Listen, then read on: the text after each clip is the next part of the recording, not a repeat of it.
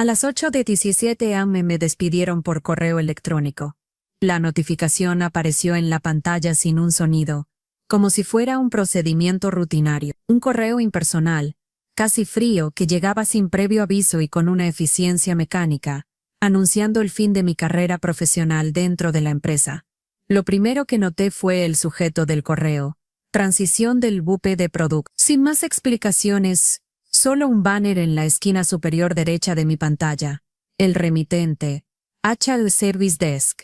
Me quedé mirando la pantalla durante unos segundos, completamente paralizado. La oficina seguía su curso normal a mi alrededor, pero ese pequeño correo sin previo aviso me hizo sentir como si todo el mundo alrededor de mí estuviera apagándose poco a poco. La oficina en la que trabajaba, ubicada en el 40º piso del Sleet Hall Tower, parecía mantenerse en su vibrante ritmo habitual. El sonido de las teclas de los demás, las suaves vibraciones de los racks de servidores y el murmullo de las conversaciones que se entrelazaban a lo lejos. Todo sonaba normal, y esa normalidad contrastaba con la frialdad del correo. Fue un instante surrealista, como si algo se hubiera roto en el ambiente, pero nadie se hubiera dado cuenta. Decidí hacer clic en el correo, casi por impulso. La primera parte era completamente corporativa, con un lenguaje pulido y vacío, diseñado para evitar que alguien demandara. Hablaba sobre la reestructuración estratégica, alineación de sinergias y posicionamiento para el siguiente trimestre fiscal, algo que cualquiera podría haber escrito en una presentación de PowerPoint. Pero lo que más me sorprendió fue que ni una sola palabra hablaba sobre mi despido directamente. De hecho, en ningún momento se mencionaba que yo, Sloan Mercer, el director del proyecto Aegis, fuera la persona a la que estaban despidiendo. El correo avanzaba, agradeciendo mis valiosas contribuciones y mencionando a mi reemplazo, Camille Dorian. Me congelé al ver su nombre. Camille Dorian. Ella era la nueva vicepresidenta de marketing, y lo único que sabía hacer era diseñar presentaciones comerciales. Yo había creado Aegis, había diseñado y programado cada línea de código del motor de riesgo que ahora estaban promocionando. Ella no había hecho nada de eso. Ella iba a pintar el coche y venderlo. Eso fue lo que más me dolió. El correo no ofreció ningún tipo de plan de transición, ni una invitación a una reunión para hacer una entrega formal de archivos. Nada. Fue una amputación limpia, un corte abrupto que me dejó sin saber qué hacer. En ese momento, la curiosidad me picó. Abrí la aplicación de calendario de la empresa y traté de reservar una sala de reuniones. Quería ver si algo había cambiado, si había alguna nueva reunión que no recordaba. Pero al intentar acceder al sistema, me encontré con un error. Acceso denegado. Mis privilegios de usuario eran ahora insuficientes para hacer cualquier tipo de acción. Decidí ir más allá. Accedí a mi propio perfil en el directorio de empleado. Mi título seguía ahí, director de producto Aegis, pero al lado de mi nombre apareció una nueva etiqueta: invitado. En menos de 3 minutos, me habían transformado de director del proyecto a simple visitante de la empresa que había ayudado a construir. Este proceso tan automático y fríamente calculado me hizo sentir como si me hubieran despojado de todo sin siquiera una palabra de despedida. En ese momento no sentí rabia, ni tristeza, solo una fría claridad, una sensación de que si bien me habían sacado del puesto, no me iban a sacar de la historia de Aegis. La oficina a mi alrededor seguía sin cambios. Las conversaciones, los teclados, el zumbido constante de la ventilación, todo seguía en su ritmo habitual. Mientras yo, atrapado por la frialdad de esa notificación, no podía procesar lo que acababa de suceder. Era como si estuviera viendo una película, en la que yo era el protagonista, pero no podía intervenir, solo mirar. Mi mano permaneció inmóvil sobre el ratón, como si no pudiera hacer clic para cerrar el correo, como si algo dentro de mí supiera que no debía hacerlo. Quizás esperaba que el correo desapareciera por sí mismo, como si todo fuera un error o un mal sueño. Finalmente, la realidad me golpeó. Ya no tenía ninguna reunión programada. Todo en mi calendario había desaparecido. Las citas, las llamadas importantes, incluso los proyectos de los que había sido responsable. Todo había sido borrado sin dejar rastro. No había sido una despedida formal. No hubo una llamada ni siquiera un correo personalizado. Fue simplemente una cancelación de todo lo que había construido allí. Mi existencia como empleado había sido anulada de forma impersonal, casi inhumana. Entonces, miré hacia mi escritorio.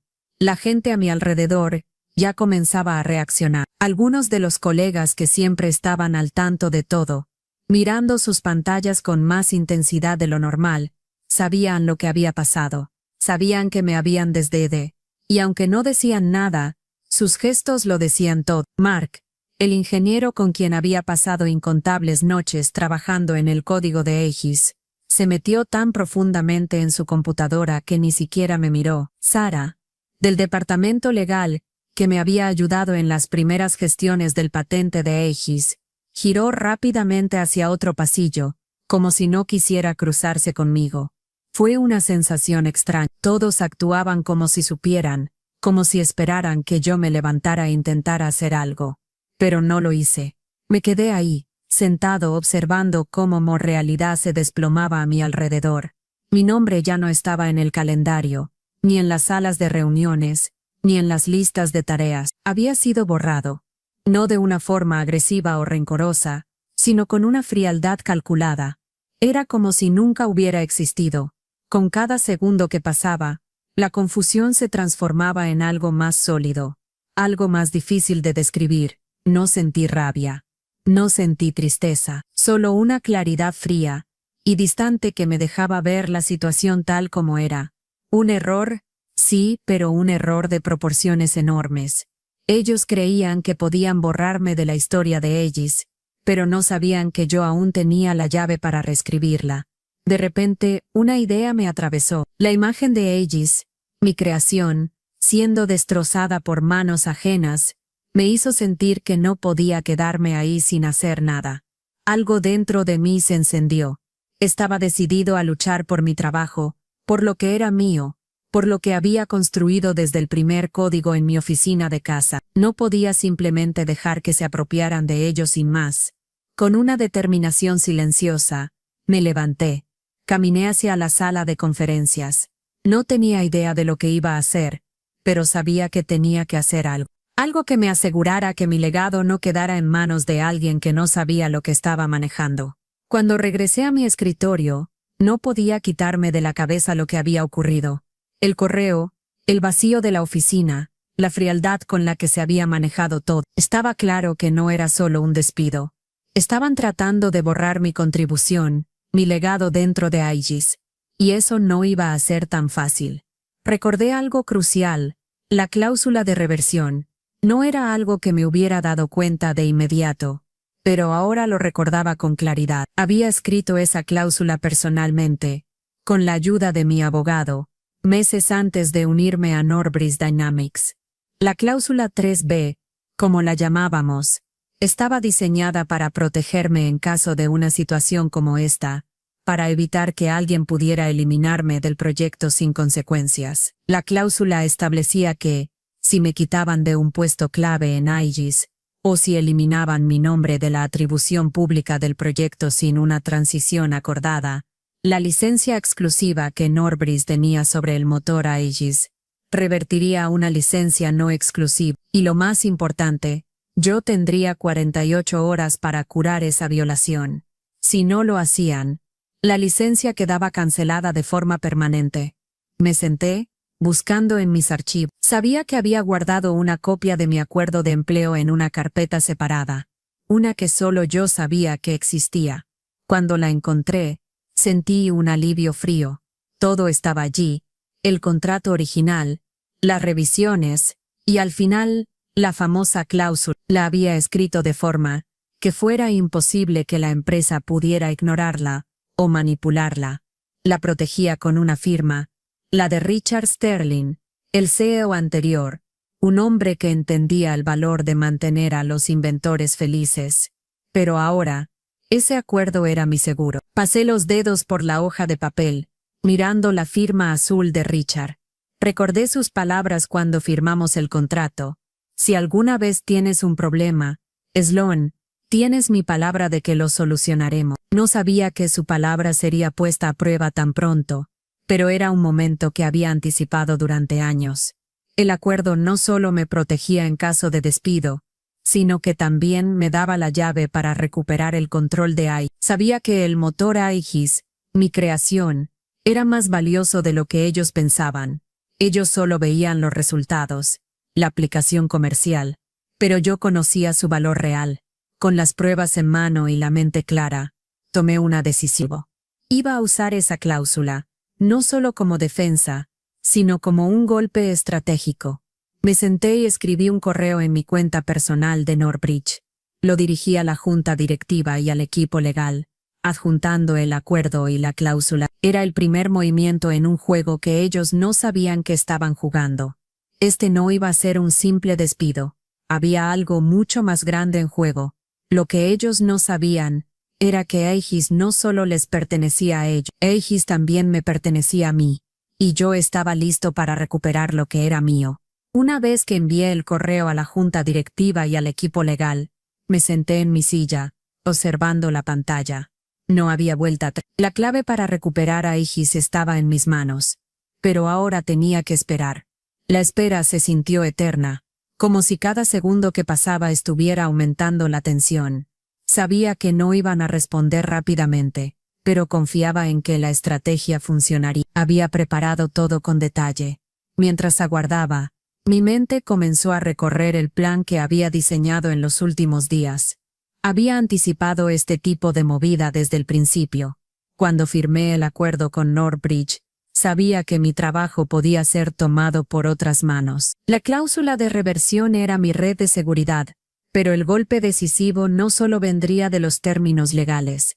Sabía que la presión externa, la que se sentiría cuando los inversores se enteraran de lo que estaba pasando, sería la que realmente obligaría a la empresa a ceder. Mi primer paso fue asegurarme de que la gente adecuada estuviera informada. Había trabajado con Harbor Line Pensions durante meses, asegurando la financiación de Aegis. Estaba claro que si me quitaban de la ecuación, perderían la confianza en el proyecto, y si lo hacían público, todo se desplomaría.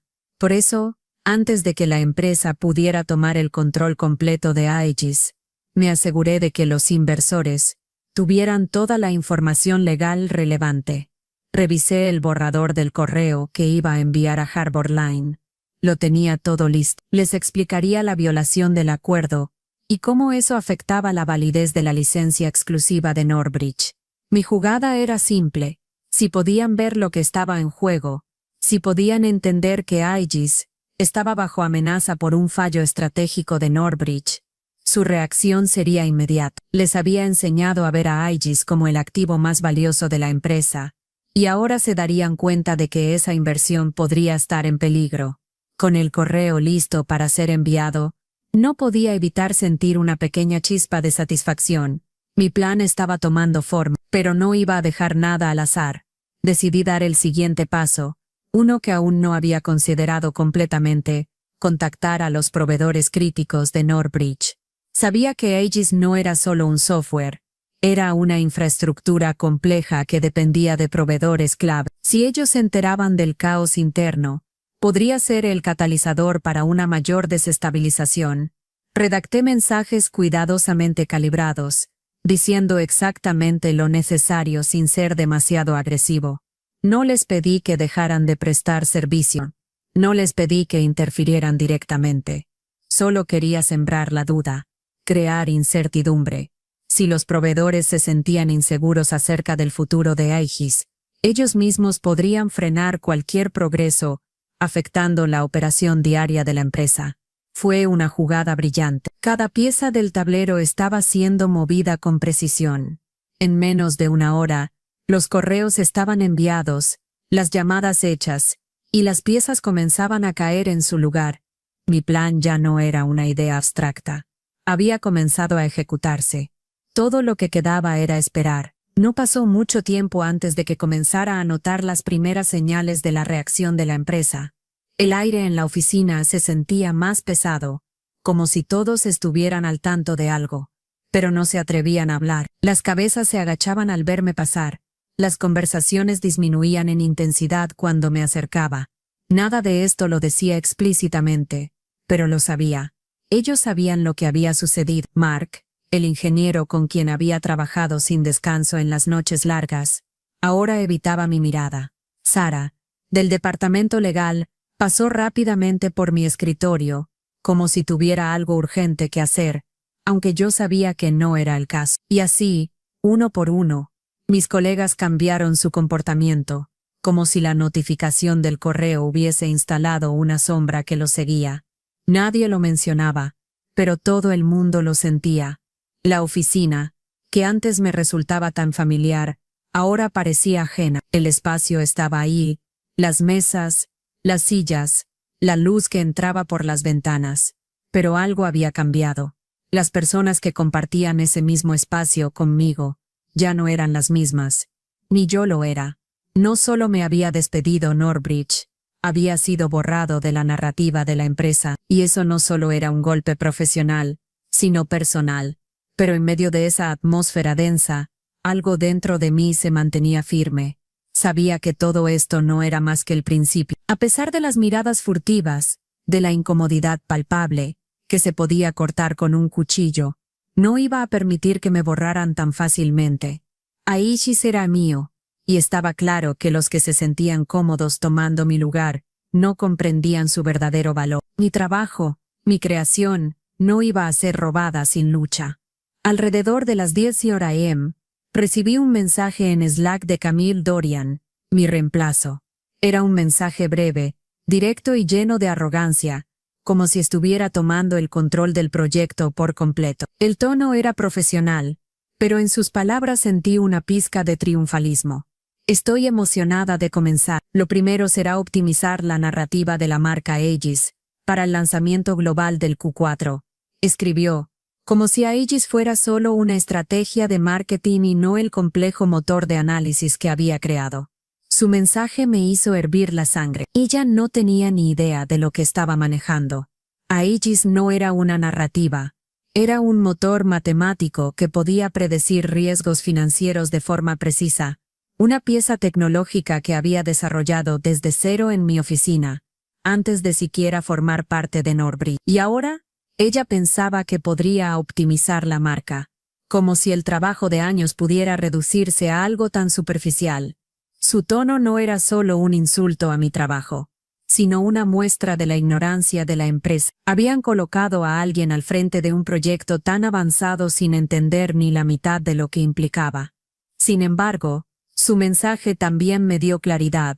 Había mucho en juego, y no iba a dejar que una persona como ella tomara las riendas de algo que era mío. Sin embargo, me mantuve callado. No respondí inmediatamente.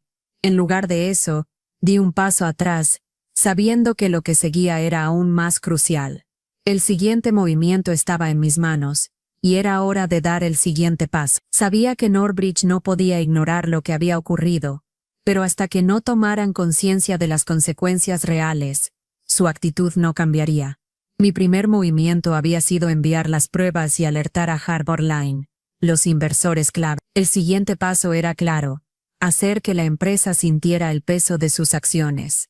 Esa misma tarde, después de un par de horas de espera, decidí que era hora de dar el siguiente golpe.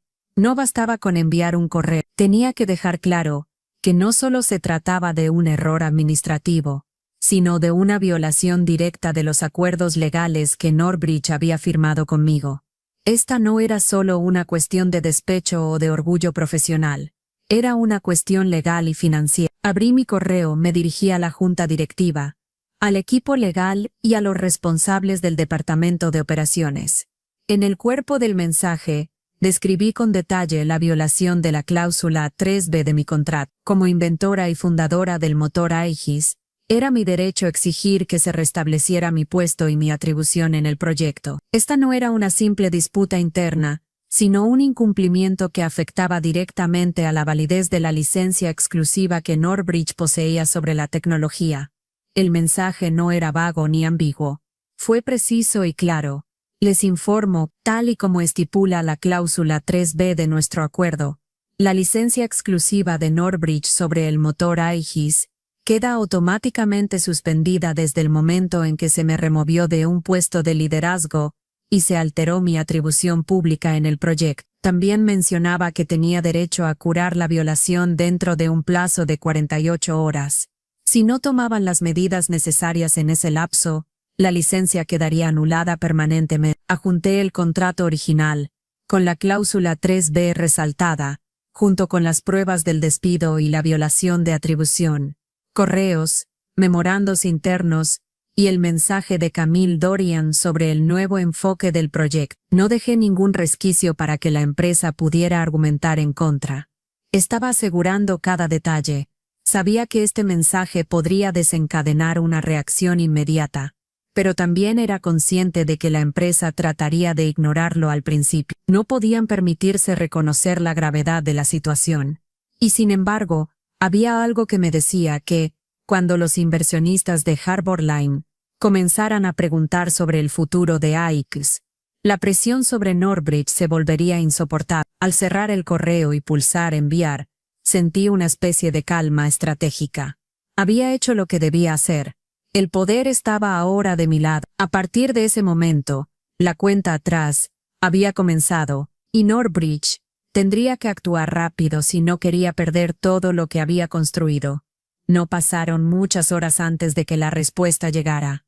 La junta directiva de Norbridge convocó una reunión urgente, y me informaron que mi presencia era imprescindible. Había alcanzado el punto de no retorno.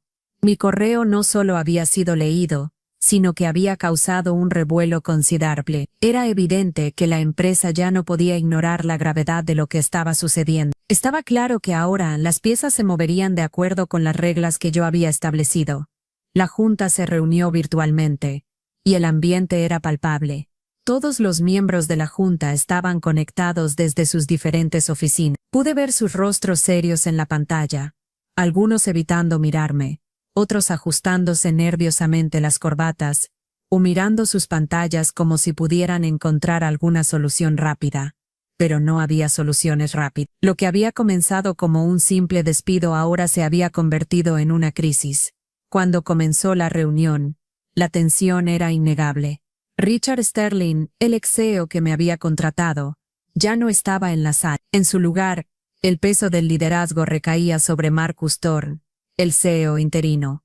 Aunque parecía confiado, su mirada decía lo contrario. Sabía que estaba a punto de enfrentar las consecuencias de una gestión que había sido, por decirlo menos, desastrosa. La sala estaba dividida en dos. En un lado yo y mi abogado, Alan Wexler, un experto litigante que había estado conmigo desde el principio, con su expresión serena y profesional, listo para llevar el caso por el camino legal. En el otro, los directores, Marcus y Camille Dorian, la nueva UPP de producto, quienes parecía que aún no entendían la magnitud de la situación. Alan comenzó, de manera calmada pero firme, leyendo en voz alta la cronología de los eventos. Cada prueba, cada documento, estaba claramente presentado en la pantalla compartida.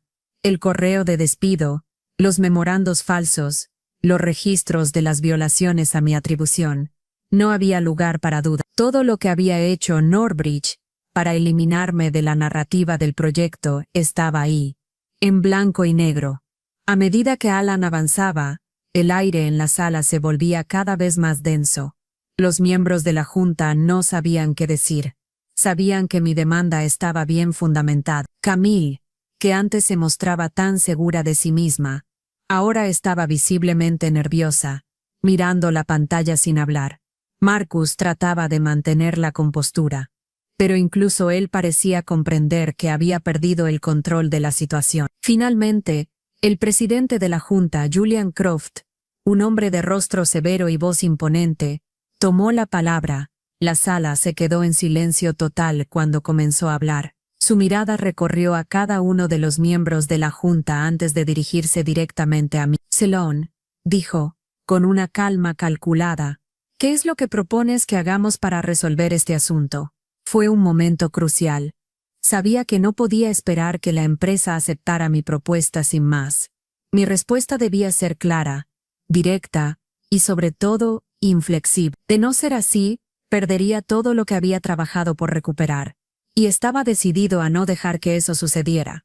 La sala permaneció en un tenso silencio después de la pregunta de Julian Croft. Todos los ojos estaban sobre mí, y aunque era consciente de la magnitud de lo que estaba sucediendo, no sentí miedo, solo claridad.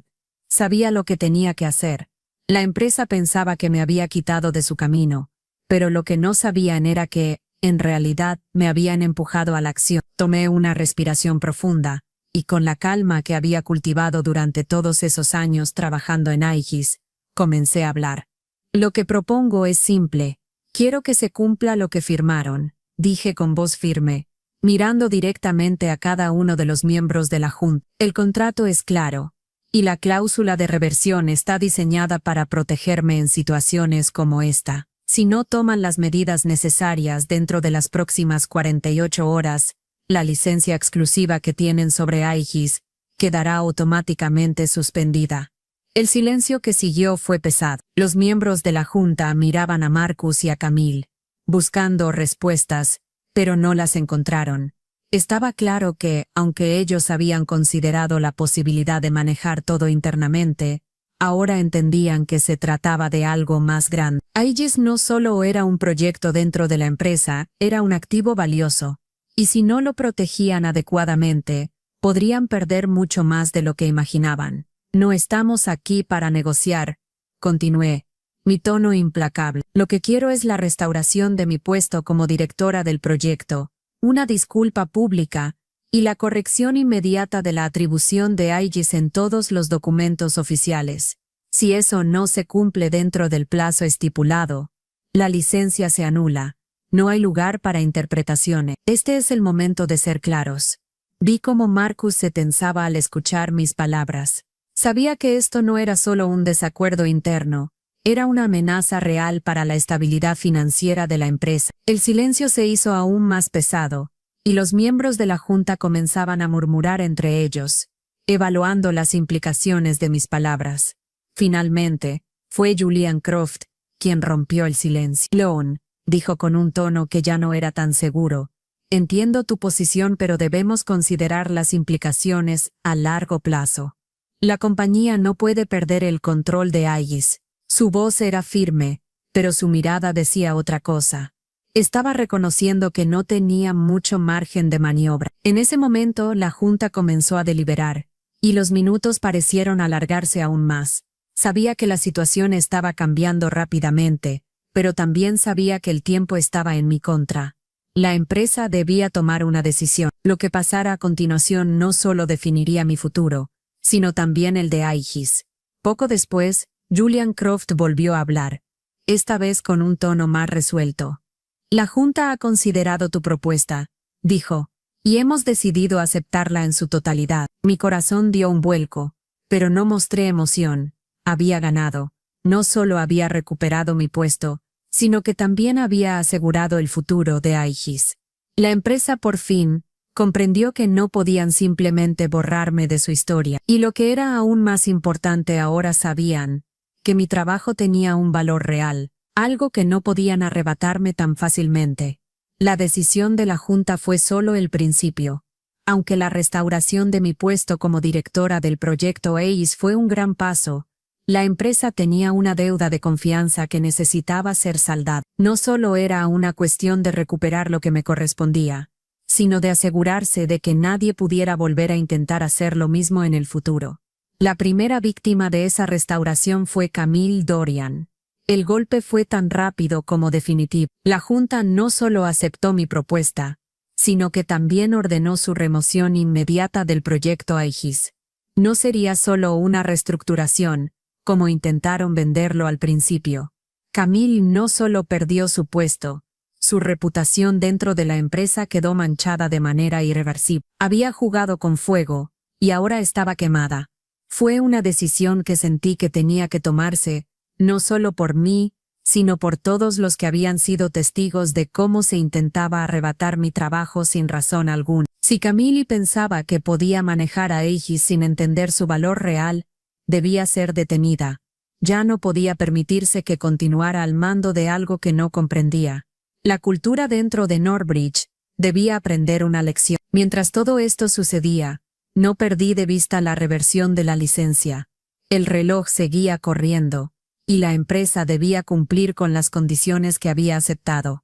La cláusula 3B no solo implicaba mi reinstauración, sino también la corrección pública de la atribución de Aegis. No bastaba con un simple comunicado interno, o una disculpa superficial. Tenían que reconocer públicamente mi rol como arquitecta de Aegis, y corregir cada error que había sido cometido al eliminar mi nombre de la historia. El proceso fue largo y detallado. Las conversaciones entre los abogados de Northbridge y los míos se intensificaron.